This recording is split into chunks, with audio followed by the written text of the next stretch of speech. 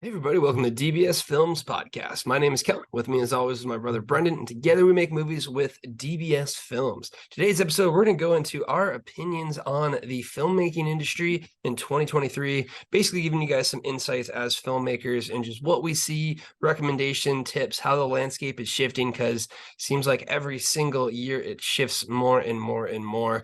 In this episode, we're basically going to give you an idea of, I would say, more of the larger industry, and then in part two, later this week, we're going to give an idea of what it's like to be an indie filmmaker. So hopefully you find some good bits of knowledge in there. As always, be sure to take a look at our Discord channel online, because our Discord is where you can go to be part of the action. We make movies for our fans with our fans. So if you ever want to be part of the movies inside the studio itself, that is the place to go.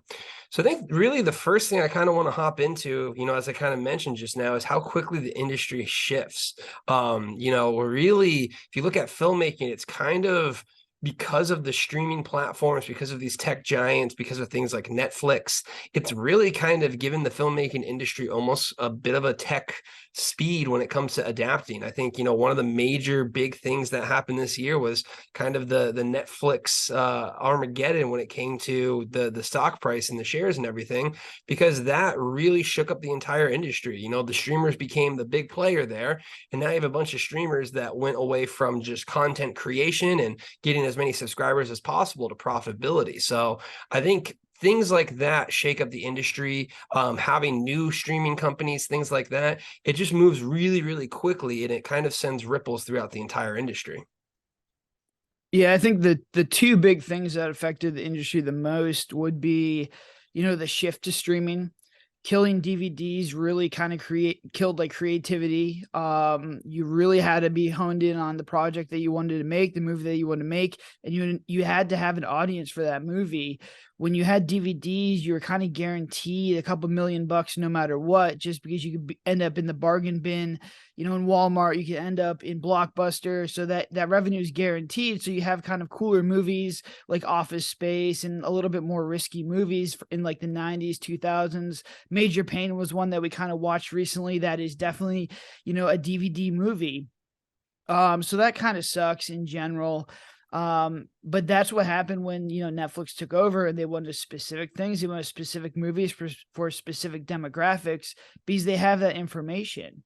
And then that just kind of got fueled with COVID. When COVID happened, obviously it took out the other large revenue source, which was movie theaters.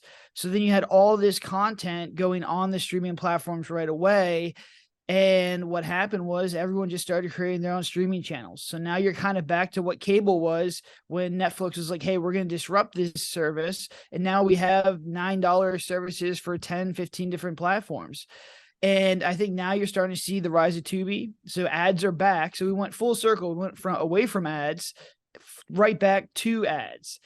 And it's going to be interesting to see how it plays out. But one thing I am noticing is that there's just a lack of really good quality content. I would really say HBO is the only one that's consistently putting out really good shows on a consistent basis.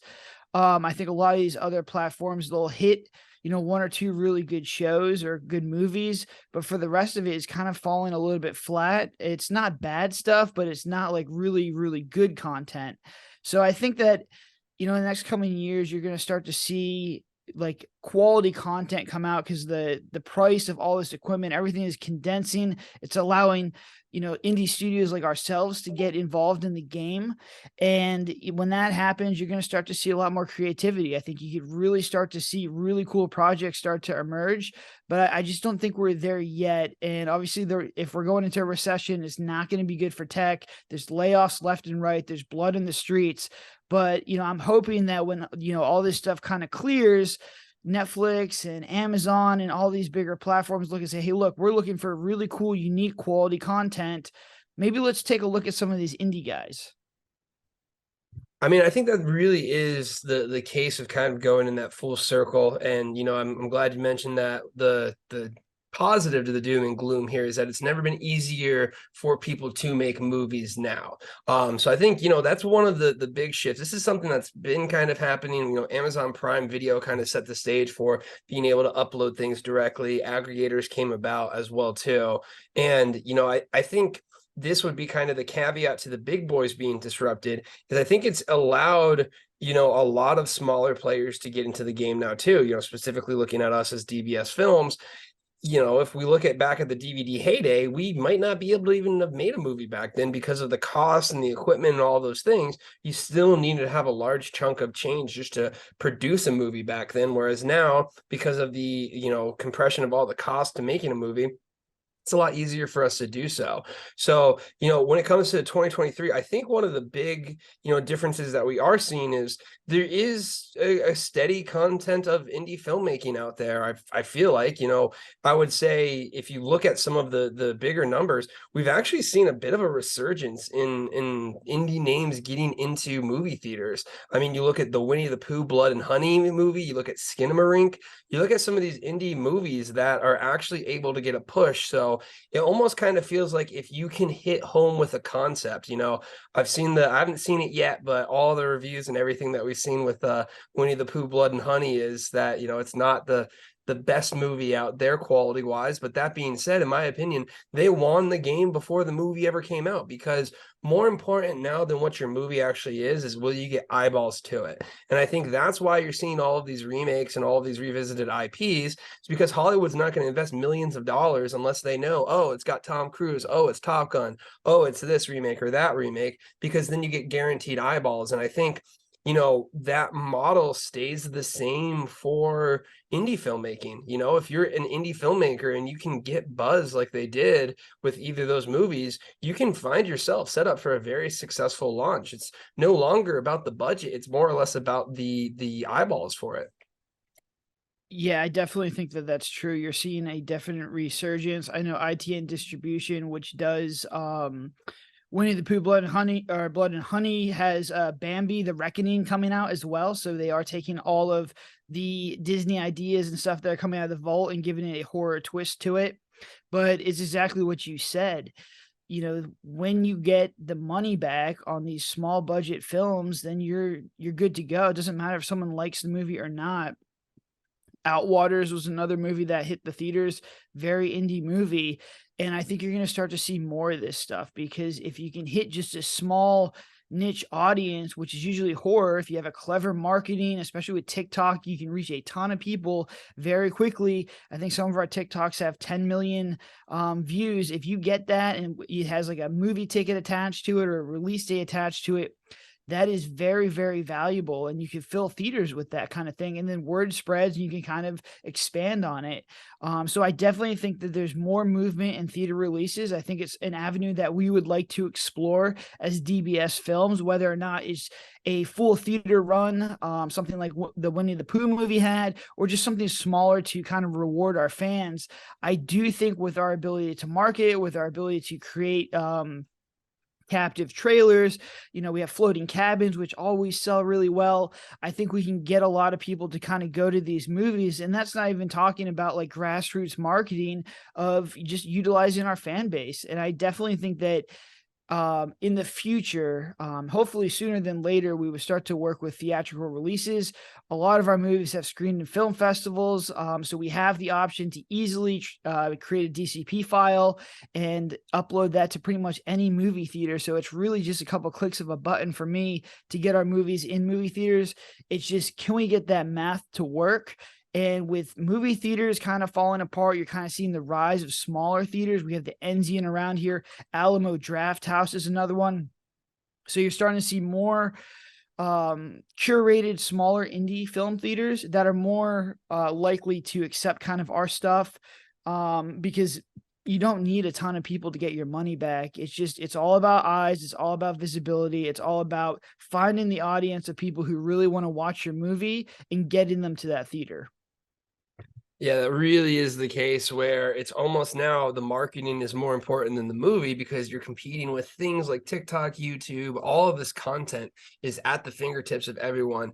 And, I'm glad you mentioned kind of TikTok and the marketing. Just pulled up some data there. We had 123 million views on our videos combined just for the last year. I think another one I want to highlight real quickly is the GOAT himself, which is Blumhouse, and what he did with the Megan marketing. I mean, really, they started pushing that, and it was the dance number. And I guarantee you 100% that dance, the little doll dance, was only put in that movie simply so it could be marketed. And it worked. It worked like crazy. We're also looking at Cocaine Bear.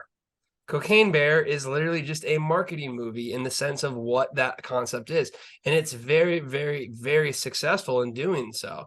So I think really the big concept here now is no longer, you know, oh, like the best movie, like people will show up and watch it and like the movie's merit on its own. You have to give people a reason to show up. And I think that's why, you know, community is super important. I still think we're by far really ahead of the curve when it comes to actually developing and working with the community.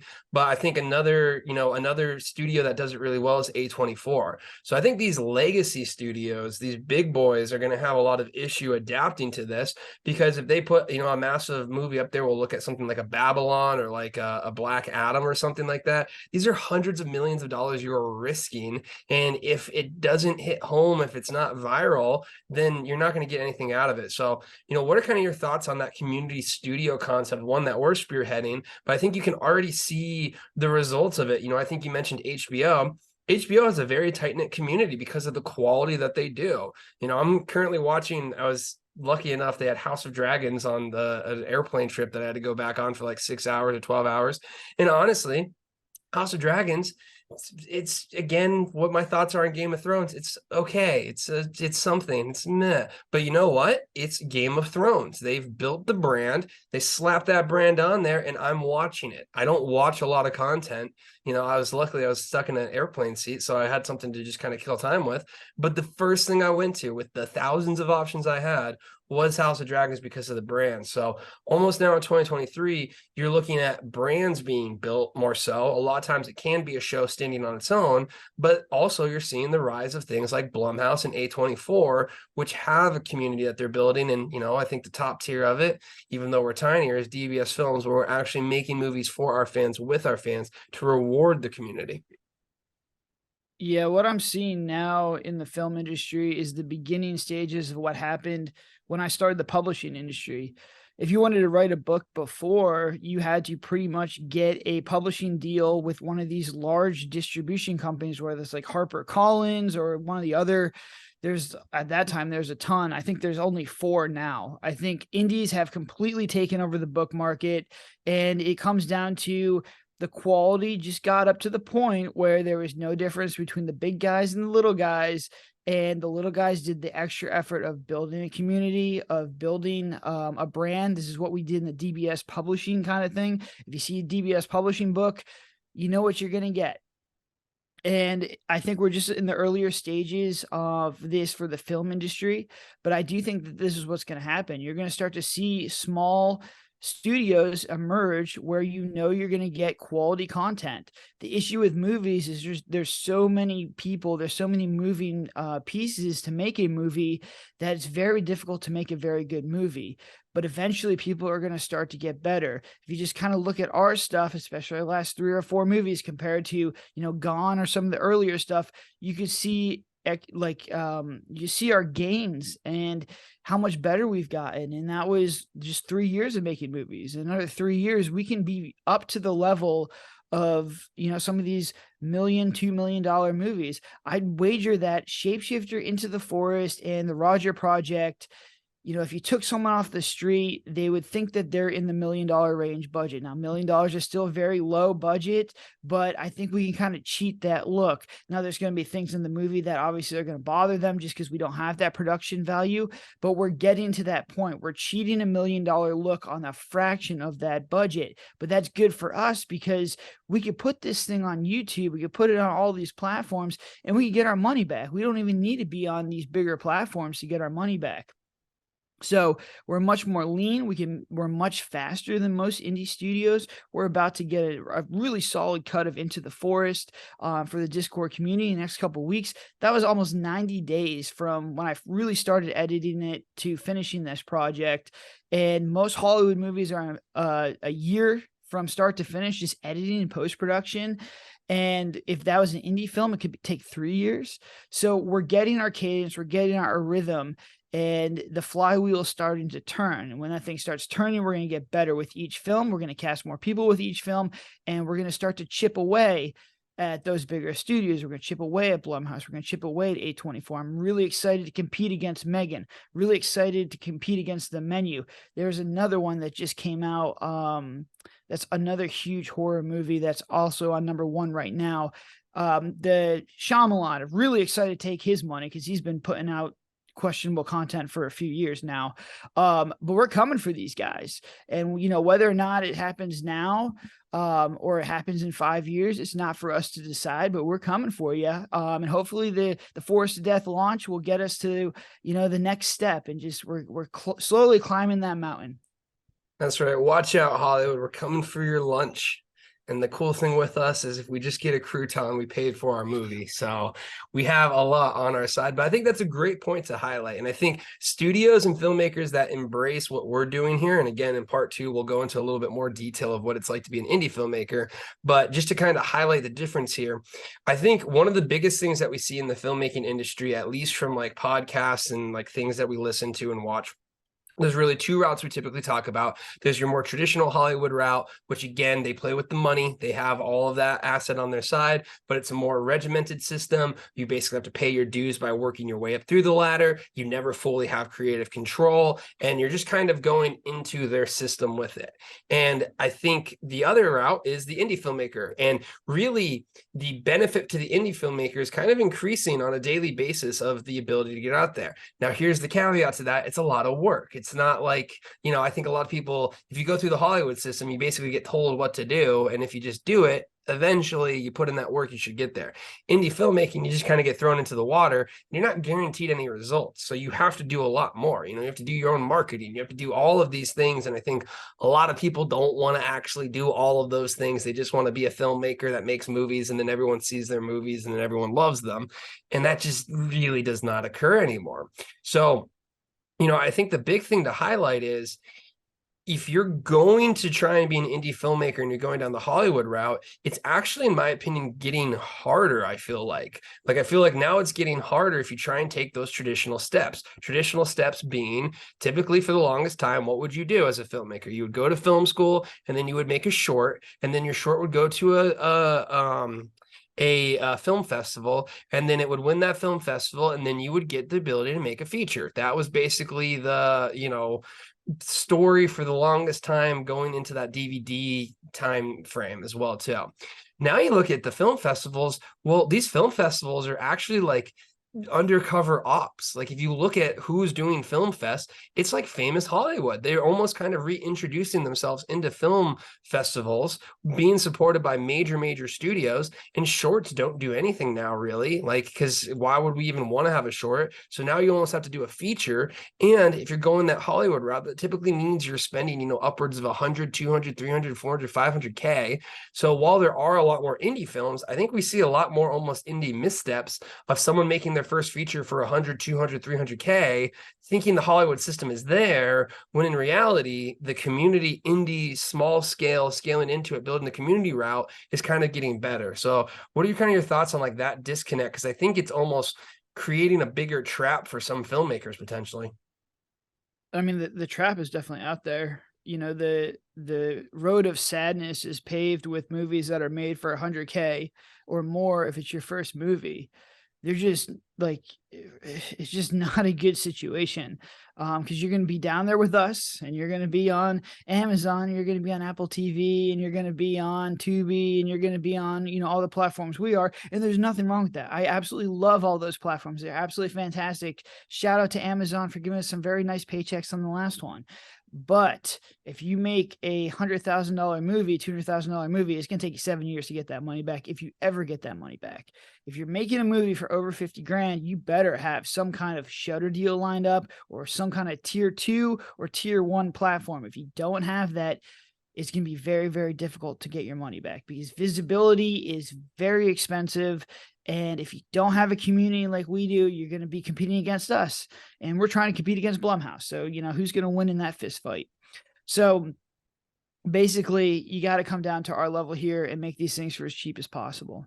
And I know it's difficult. I know everybody, it just kind of irks everyone where they're like, oh, your budget's so low, your budget's so low, your budget's so low. It is low, but we're also making 5 movies this year. So it really kind of adds up. We're just kind of diversifying our portfolio a little bit. But that's what you have to do. I mean, it's just, you have to have a steady revenue source. You have to make a lot of movies and you have to get better. Like, this is the thing that people just don't understand, is how much better you will get from your first movie to your second movie, and from your second movie to your third movie.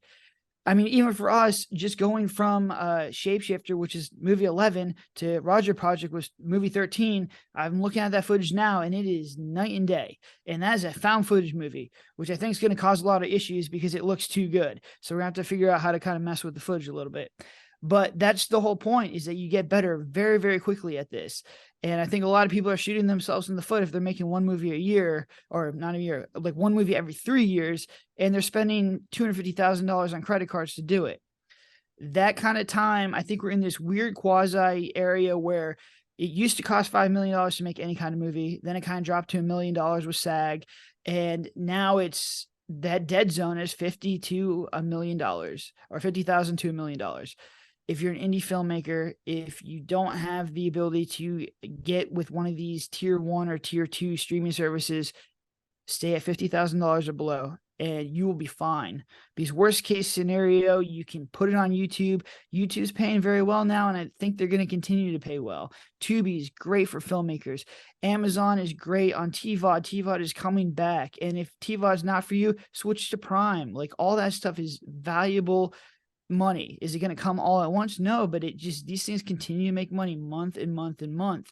And you take that money and do what we do. We either put it back in our community, or we go and we make another movie, put it back in the movie. We don't take a cent of any of this kind of stuff until I get ahead of Blumhouse, and then I'll take a vacation. Watch out, Jason. Although I don't know, he just got Five Nights at Freddy's. Like I mean, if anyone, Blumhouse knows what he's doing. We gotta go find a new enemy. Find No, one of these, like, I want Blumhouse. I want him. We'll target him, and then we'll sit down. We'll come to peace. So, actually, what I want to do to go ahead and end this episode is kind of our predictions on what's going to happen in the filmmaking industry going through this year. There's actually a lot of big things on the plate. So, one, Netflix got whacked, which means, everyone's no longer just throwing millions of dollars at content to make content just for subscribers. They're basically now having to put out a lot of earnings, which means everyone has to feel that. So every single streamer now just basically shifted from growth mode to, are these actually profitable mode? So I think that's going to put actually a lot of pressure on those communities. I think they're going to be, again, that dead zone of the Hollywood filmmaking system. I think is going to feel a lot of pressure there. So I think that's going to be an issue. I think movie theaters are going to continue to struggle. I mean, it's really something where, like, I can't see any legitimate reason for me to go to a movie theater. I personally never have as good of an experience as watching it at my house as I do at a movie theater. Maybe, some people do, and hey, to each their own. But I think movies, I think Hollywood, I think all of those industries are going to face a lot of pressure. What I think we're going to see is a pullback from the legacies. So your big production, your big studios, your big players, your big streamers. And I think you are going to begin to see the A24s, the Blumhouses. Blumhouse for the longest time was considered like the joke of Hollywood. Oh, look at him making his cute little $1 million movies and whatnot. I think you're going to see him just continue to steal like food and money right out beneath Hollywood. A24, especially with Everything Everywhere All at Once. I think you're really going to see these studios that have these communities start to take a huge step ahead of these legacy Universals and things like that. And I think it's only going to get worse for them. I think they're going to get a pullback. I think the community studios are going to get a strive up there. And I also think you are going to begin to see more and more indie communities emerging. I hopefully people see what we're doing and continue to do it, because I think, the people who are going to be successful are the people who know how to market. And if you have a successful TikTok, you look at Wednesday, you look at those series, if you are able to actually use marketing and community marketing successfully, and you're not just pumping ads out, those are going to be the studios that are successful. And I just find that the legacy studios are going to have a much harder time to adapt to this, because for the longest time, they were just basically like, shut up and watch our movie. Yeah, I think you're going to definitely see more options for indie studios who have a community. With Hollywood blockbuster movies, the price of movie tickets is so high is because they take them all. Well, you can come to me and say, hey, I'll give you $2 or $3 for a movie in a movie theater. And like, that's pure profit for me, man. I would love $3, especially after what we get off TVOD and all these other things, to get people to go to see a movie, for under $7 in one of these discount theaters is definitely something that I think is going to start to happen. Whether Movie Pass comes back from the dead for the third or fourth time, I definitely think subscription movie theaters would become a viable business model. I think it worked. I think they just kind of did it in a very odd way, which caused Movie Pass to kind of falter. But I do love movie experiences. I do think that there's something really cool about being in a theater. I really like it. You don't need to be on your phone. You can just watch the whole movie. And I would do it, multiple times a week if there it is, the OG. If the price wasn't $15. And I think that that's going to start to come down. You're starting to see it with specialty movie theaters who, instead of having giant, ticket prices, are putting more food and beverages. They're selling alcohol, they're selling food.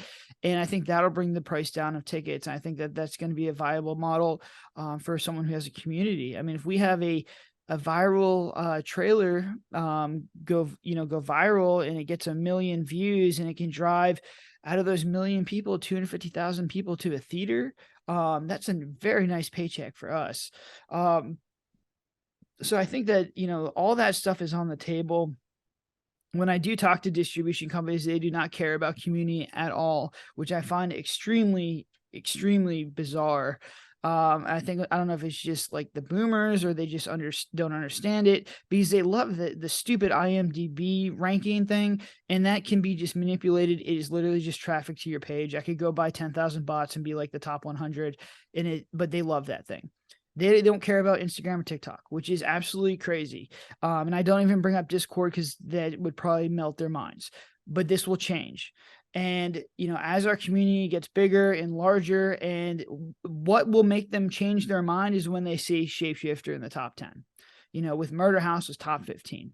Those are legit numbers. Those are, we're beating out large scale productions, and, that is what just needs to happen. And the more each step we take, each, inch we climb up, it'll get easier and easier for us to go, and hopefully our community gets bigger and bigger. And I think at that point, we could really start to do a lot of things.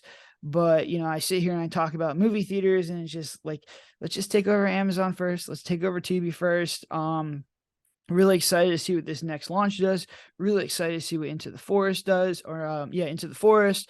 We got so many movies I can't remember the names. And then obviously like the Roger Project is going to do really well. So we have 3 really cool projects coming up, but I think that this is going to really tell how this year is going to go for us. If we can really push these things, we can continue to get momentum. With more momentum, allows us to get more spend, to get more TikTok followers, to get more people in the community, to get more actors on our productions.